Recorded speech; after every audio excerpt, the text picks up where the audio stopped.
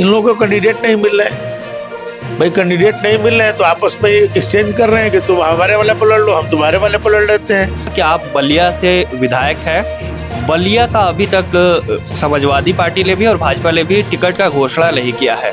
क्या लग रहा है बलिया में किसे टिकट मिलने वाला है? क्योंकि हमारा जो सूत्र बता रहा है कि कहीं ना कहीं आप नीरज शेखर को चाहते हैं। भारतीय जनता पार्टी में किसी को कोई नहीं चाहता है। आखिरी प्रश्न कि क्या सुशील से गाजीपुर से लड़ सकते हैं? ये लोग कोई जेल गए हुए लोग हैं या जो जेल जाने वाले लोग हैं, तो इसलिए इस अपने को बचने के लिए गठबंधन है। ये कोई सैद्धांतिक गठबंधन नहीं है, ये कोई देश बनाने के लिए गठबंधन नहीं है।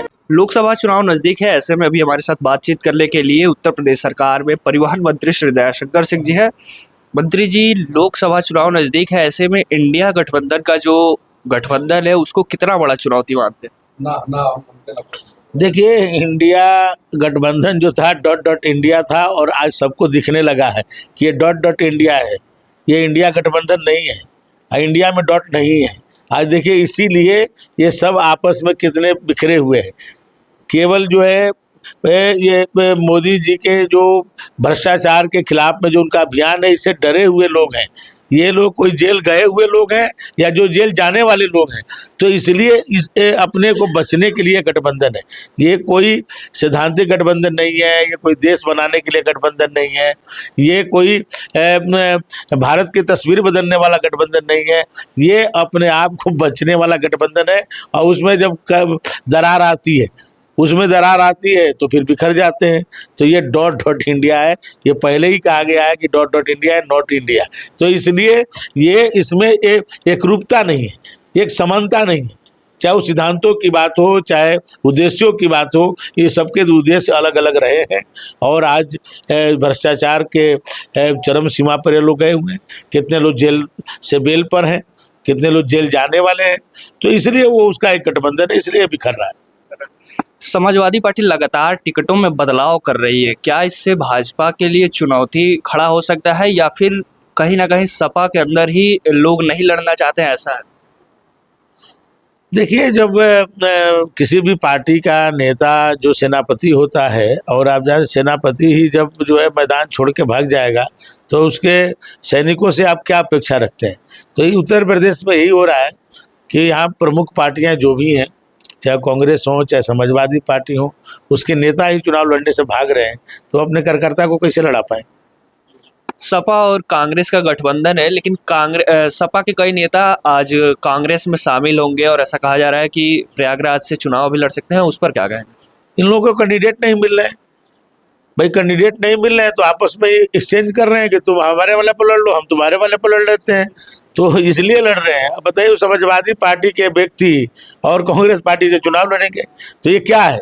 ये तो हास्यास्पद स्थिति है और ये मोदी और जोगी की लहर है।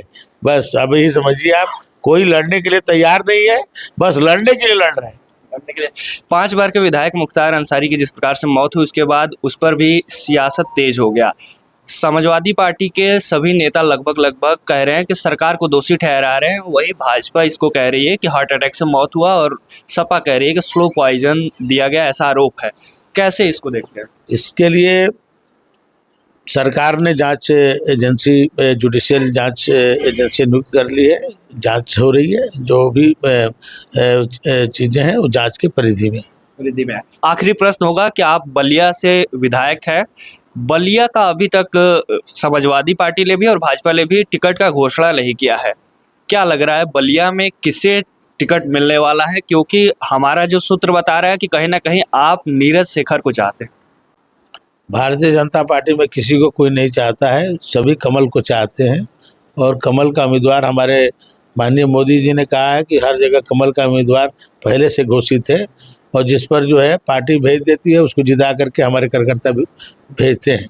तो इसलिए बलिया में भी बहुत जल्द, क्योंकि बलिया सबसे अंतिम समय में चुनाव है, 1 जून को चुनाव है, तो घोषित होगा। जो भी घोषित होकर के आएगा वो वहाँ से भारी बहुमत से जीत करके जाएगा। जीत के भी जाएगा। आखिरी प्रश्न कि क्या सुशील से गाजीपुर से लड़ सकते हैं?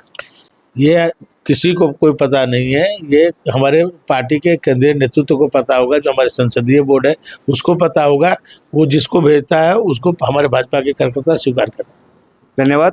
ये थे अभी हमारे साथ उत्तर प्रदेश सरकार के परिवहन मंत्री श्री दयाशंकर सिंह जी, जिन्होंने तमाम प्रश्नों के लगातार उत्तर दिए। बहुत बहुत धन्यवाद। देखते रहिए लखनऊ वाले।